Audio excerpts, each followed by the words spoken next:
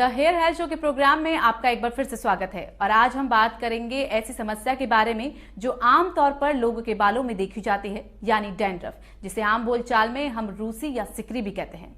आपका बहुत बहुत स्वागत है हमारे कार्यक्रम में। डॉक्टर, सबसे पहले आपसे जानना चाहूंगी कि डैंड्रफ क्या होता है। हमारी स्किन स्क्विमस एपिथेलियम से बनी होती है और स्क्विमस एपिथेलियम कुछ अंतराल के पश्चात कॉर्नियोसाइट्स को शरीर से बाहर निकालता है। तो ये जो कॉर्नियोसाइट्स होते हैं ये डैंड्रफ का रूप ले लेते हैं और व्हाइट स्केली लेजन्स के रूप में या वाइट स्केली पाउडर के रूप में हमें नजर आते हैं।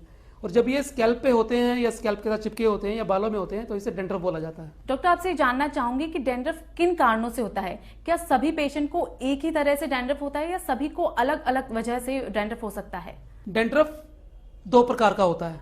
एक डैंड्रफ वो होता है जो स्किन बार बार बदलने से स्क्विमस एपिथेलियम से जो स्केल्स निकलते हैं, कॉर्नियोसाइट्स निकलते हैं, उससे डैंड्रफ बनता है। और दूसरे प्रकार का डैंड्रफ सीबोरिक डर्मेटाइटिस या ऑयली स्कैल्प की वजह से बनता है। ऑयल ज़्यादा बनने की वजह से प्लगिंग हो जाती है और प्लगिंग डैंड्रफ का रूप ले लेती है। और कई बार ये डैंड्रफ स्कैल्प के साथ साथ पूरे सिर के अंदर और कंधों तक या आस पड़ोस की जगह जो हमारे कान है उसके नीचे और आस पड़ोस पे भी फैल जाता है।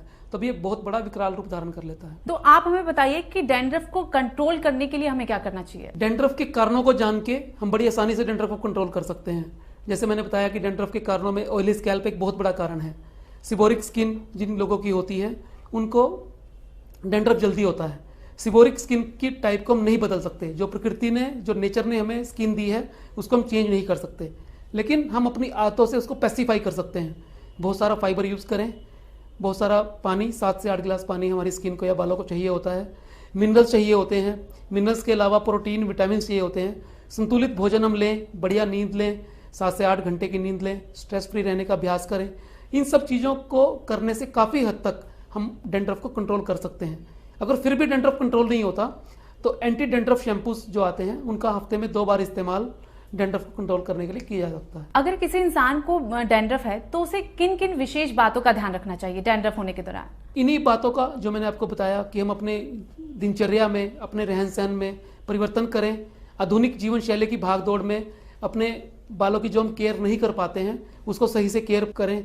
और अगर डैंड्रफ हो जाती है तो होने के बाद हम, अगर वो रूटीन केयर से ठीक नहीं हो पा रही है तो हम अच्छे ट्राइकोलॉजिस्ट की या अपने डर्मेटोलॉजिस्ट की, जो हमारा त्वचा रोग विशेषज्ञ है या बाल रोग विशेषज्ञ डॉक्टर है, उसकी जल्द से जल्द सलाह लें ताकि इसको बढ़ने से बचाया जा सके। डॉक्टर, आपने डैंड्रफ से जुड़ी हमें तमाम जानकारियां दी कि इस दौरान अगर डैंड्रफ किसी को होता है तो उसे किन किन विशेष बातों का ध्यान रखना चाहिए।